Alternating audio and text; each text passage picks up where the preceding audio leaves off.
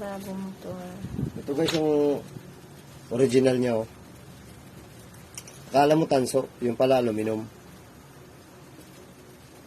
Kaya pag uminit siya, didikit yung ano niya. Wala na, puputok na. Ganun ang ano nila ngayon. Gawa. Ngayon guys, pinalitan ko na ng ano. Tanso. Tanso. Ayan. Tanso na pinalit ko para hindi na problema siya. Problema man.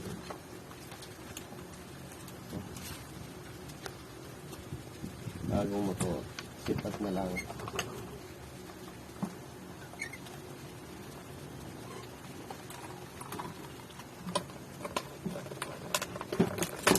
Simple lang yan guys. Simple lang.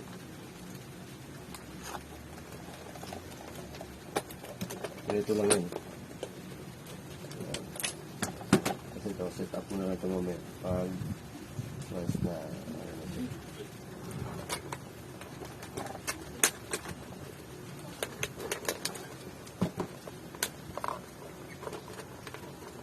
okay. Ito wala akong insulator kaya balutan na lang natin yan ng electrical tape.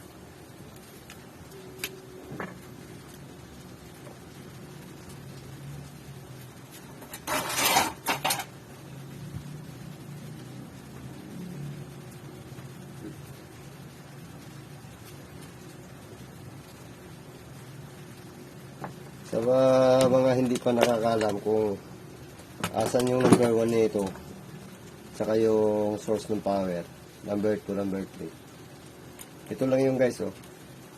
Yung green, yun ang standard ngayon na pag sa rewind. Ito yung source ng kuryente sa power supply. Ito naman yung puti. Ito yung number 1, black, number 2. At saka number 3 ang pula.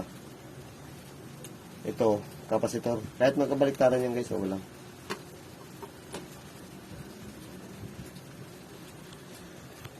May mga iba naman na electric na baliktad ang ikot pag nabaliktad ang kabit na kapasitor. Lalo na kung sa bypass, iba-bypass mo. Pag hindi mo na ano yung negative positive.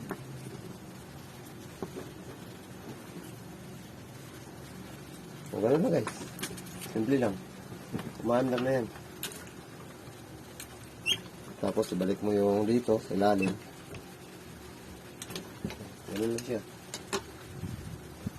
Tapos, balik mo yung tornilyo siyempre.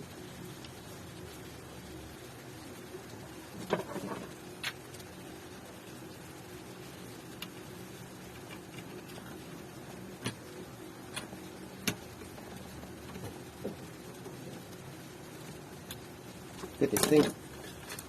Testingin natin guys. Testing. Oh.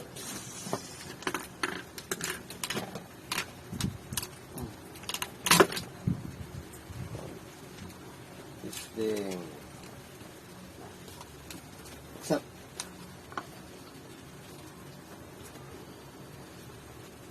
Tanggal. Okay. Ito na. Number 1. Swing.